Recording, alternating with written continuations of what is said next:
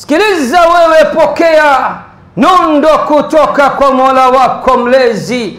Na hapa ndipo Waislamu tulipoanza kuharibikiwa. Mwanzo mbaya wa Waislamu wa zama hizi, hapa ndipo ulipoanzia. Allah anatupa picha halisi ya wasiokuwa Waislamu. Anasema walladhina kafaru, na wale waliokufuru, ba'duhum awliya'u ba'd, wao kwa wao ni marafiki, wao kwa wao ni vipenzi. Baada ya kutupa picha halisi ya umoja, mshikamano, upendo, kuthaminiana kwa wasiokuwa Waislamu, kisha akatutaka Waislamu nasi tuliige hilo. Akasema illa taf'aluhu, na nyinyi Waislamu musipofanya hivyo. Hivyo vipi? Musipokuwa marafiki nyinyi kwa nyinyi, musipokuwa ndugu nyinyi kwa nyinyi, musipokuwa vipenzi nyinyi kwa nyinyi, takun fil ardi, takun fitnatun fil ardi wa fasadun kabir, basi fitna itakuwa kubwa katika ardhi na uharibifu mkubwa kabisa.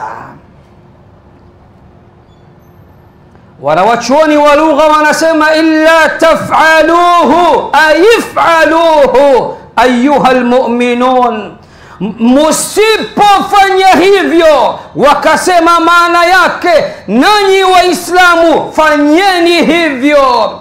Vipi? Mupendane nyinyi kwa nyinyi, muenziane nyinyi kwa nyinyi, muwe vipenzi nyinyi kwa nyinyi, muwe na mshikamano nyinyi kwa nyinyi, lenu liwe moja kama walivyo wenzenu.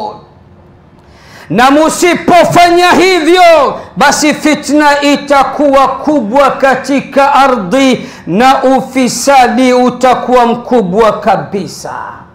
Na hii inanikumbusha hadithi ya Bwana Mtume Muhammad sallallahu alayhi wasallam pale aliposema idha atakum man tardawna dinahu wa khuluquhu fazawwijuhu, pindi ambapo atakapokujieni mtu ambaye mnaridhika na dini yake, mnaridhika na tabia zake, basi haraka muozesheni.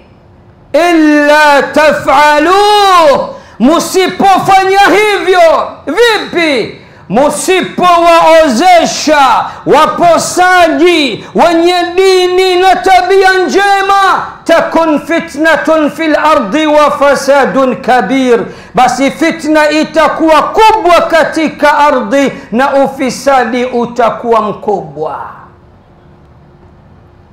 Aya hii sehemu fulani inafanana na hadithi iliyosema msipowakubali wenye dini na tabia njema, mkawa mnaangalia fedheha, mnaangalia mzigo, mnaangalia mpunga, mnaangalia mali, uharibifu utakuwa mkubwa katika ardhi na ufisadi utakuwa mkubwa.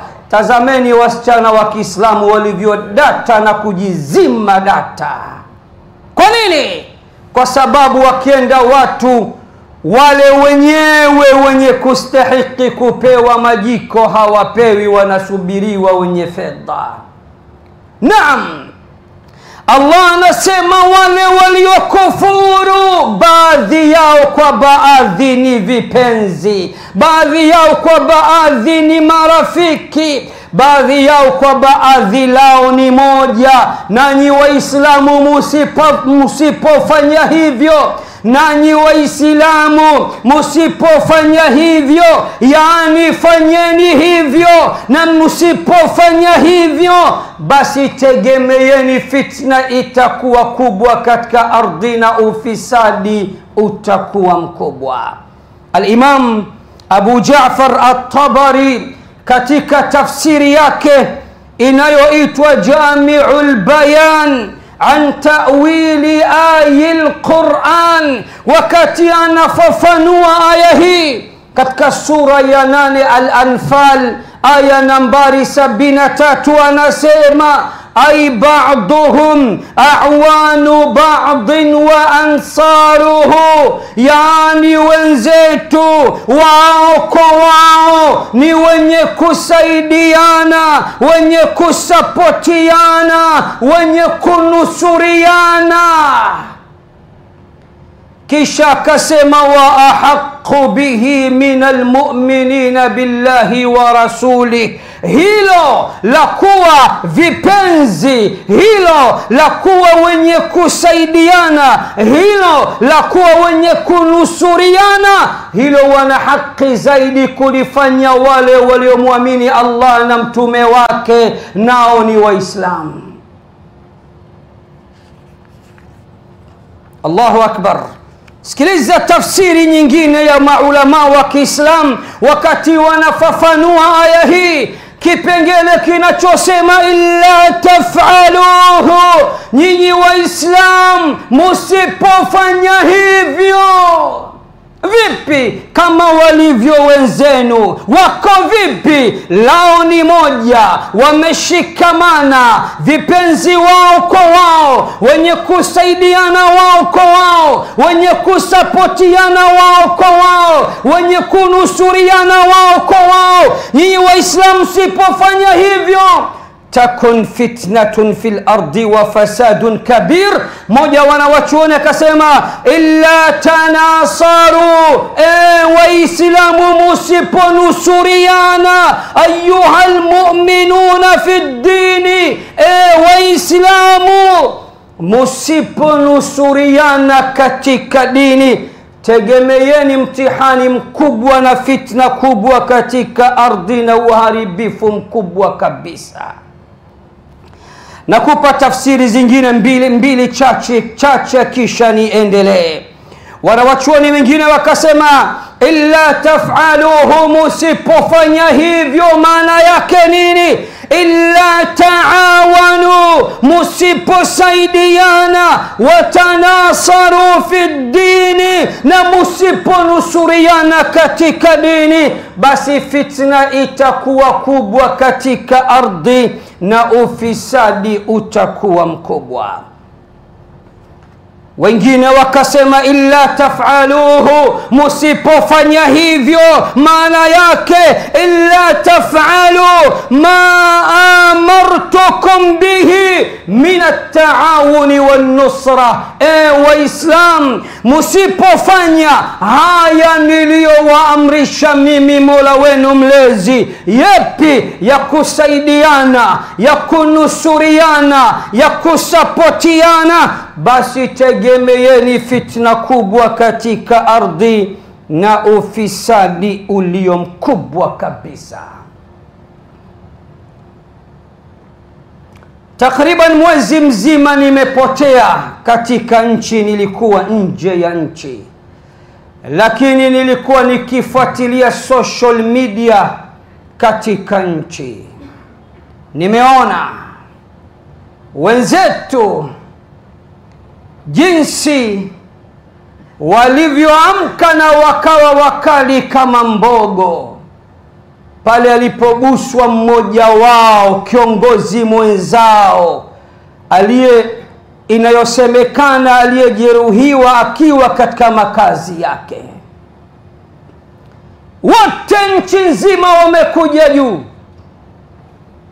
wala sio dini nzima, dhehebu moja tu.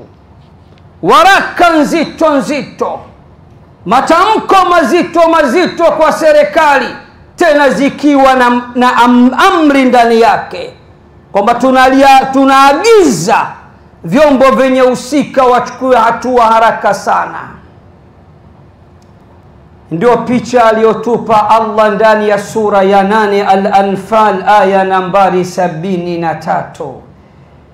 Walladhina kafaru, na wale waliokufuru, ba'dhum awliya'u ba'din, wao kwa wao ni vipenzi, wao kwa wao ni marafiki, wao kwa wao lao ni moja. Sisi Waislamu wangapi wamepata tabu huko nyuma na wanaendelea kupata tabu? Nani katoa hata kijiwaraka kimoja? Kwanza umoja huo tunao, uthubutu huo tunao. Inna lillah wa inna ilayhi raji'un. Umirna an yuwali ba'duna ba'da, sisi tumeamrishwa sisi kwa sisi tuwe vipenzi. Wanuhina an yuadi ba'duna ba'da, na tumekatazwa kufanyana uadui sisi kwa sisi. Ila sisi ni majanga, sisi ni mtihani, sisi ni alama katika alama za zama za mwisho. Kuanzia sisi mashekhe hadi nyinyi mamuma, Qur'ani na Sunna vinatutaka letu liwe moja. Muislamu mmoja akipata matatizo, Waislamu wote waguswe. Mathalul mu'minina fi tawaddihim, Bwana Mtume anasema mfano wa Waislamu katika kupendana kwao, wa tarahumihim, na katika kuhurumiana kwao, kamathalil jasadil wahid. Waislamu katika kupendana kwao, kuenziana kwao, kuthaminiana kwao, kuhurumiana kwao, wanatakiwa wawe kama jengo moja. Idha shtaka, wanatakiwa kuwa kama mwili mmoja. Idha shtaka minhu udwun, mwili mmoja, kiungo kimoja kikiuma tu, si jino, sio sikio, tadaa lahu sailul jasadi bisahri walhumma, utaona mwili mzima unakosa raha na furaha, unakesha usiku ukiwa na maumivu na homa. Hivi ndivyo tulivyoagizwa. Lakini sisi leo mmoja akipata matatizo, hasa shekhe, watatokea mashekhe uchwara, watachochea bora na kutoa ushuhuda, huyu kadha, huyu kadha. Ala yadhunnu ulaika annahum mab'uthun liyawmin 'azim yawma yaqumu an-nasu lirabbil alamin. Allah anasema hao hawajui ya kuwa iko siku watafufuliwa, katika siku iliyo nzito kabisa, siku ambayo watu wote watasimama mbele ya mlezi wa ulimwengu mzima. Allahu akbar. Sisi tumeamrishwa kupendana na kushikamana, tumekatazwa kufanyiana uadui. Leo sisi ndo tunaongoza kwa uadui, baadhi yetu kwa baadhi. Leo adui wa Muislamu ni Muislamu. Leo anayemfanyia Muislamu figisu ni Muislamu. Leo anayemfitini Muislamu ni Muislamu. Leo anayemhusudu Muislamu ni Muislamu. Leo anayepanga mikakati miovu na michafu dhidi ya Muislamu ni Muislamu. Leo machawa ni Waislamu, leo vibaraka ni Waislamu, leo Waislamu wanatumika katika kudhibiti Waislamu na Waislamu kwa ujumla. Ma'al asaf, nahnu nukhalifu kitab Allahi wa sunnata rasulih. Sisi mdomoni tunadai tunafuata kitabu cha Allah na sunna za Bwana Mtume Muhammad, ili hali sisi ni waongo. Sisi ni wazee wa aka zugaring, tunazuga tu.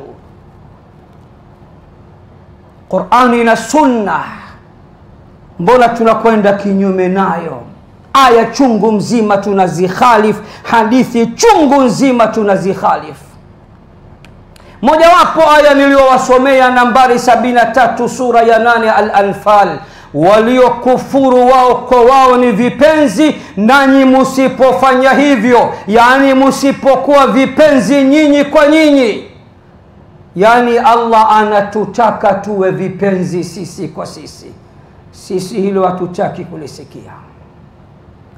Njoo katika sura ya 8 At-Tauba, sura ya 9 At-Tauba, aya nambari 71. Msikilize Allah akitupa picha halisi ya waumini wa kweli. Mimi na wewe sio waumini wa kweli, ni waislamu tu, hatujafikia daraja ya imani ya kweli. Sikiliza aya hiyo, sura ya 9 Tauba, aya nambari 71. Allah anasema, والمؤمنون والمؤمنات بعضهم أولياء بعض. na waumini wa kiume na waumini wa kike wao kwa wao ni vipenzi, wenye kupendana, wenye kushikamana, wenye kunusuriana, wenye kusaidiana, wenye kusapotiana. Wapi? Waumini wa kiume na waumini wa kike. Mimi na wewe laiti tungelifikia daraja la kuwa waumini wa kweli, tungewapenda waislamu wenzetu na tungeguswa na matatizo yao. Kwa kuwa sisi tupo kwenye daraja la Uislamu, hatujafikia daraja la imani. Qalatil a'rabu amanna. Pokea nondo hiyo katika suratul Hujurat aya za mwisho. Allah anasema qalatil a'rabu amanna, mabedui wamesema sisi tayari ni waumini wa kweli, tumekwisha amini. Papo kwa hapo Allah kawakrashi, kawaambia qul lam tu'minu walakin qulu aslamna. Waambie ewe Muhammad, bado nyinyi hamjaamini, semeni kwanza tumesilimu. Sisi tumesilimu tu, sisi tumesilimu tu. Alhamdulillahi ala ni'mati al-Islam, tunamshukuru Allah kwa neema ya Uislamu, lakini daraja la imani bado hatujafika. Tutake hivi ndivyo ilivyo na tusitake hivi ndivyo ilivyo. Twende katika sura ya 5 Al-Maida aya nambari 2. Msikilize Allah anavyosema, wataawanu ala albirri wattaqwa wala taawanu ala alismi waludwan. Nasaidianeni katika wema na ucha Mungu, na wala msisaidiane katika madhambi na uadui. Ni wangapi leo wanasapoti wenzao kudhuru muislamu mwingine?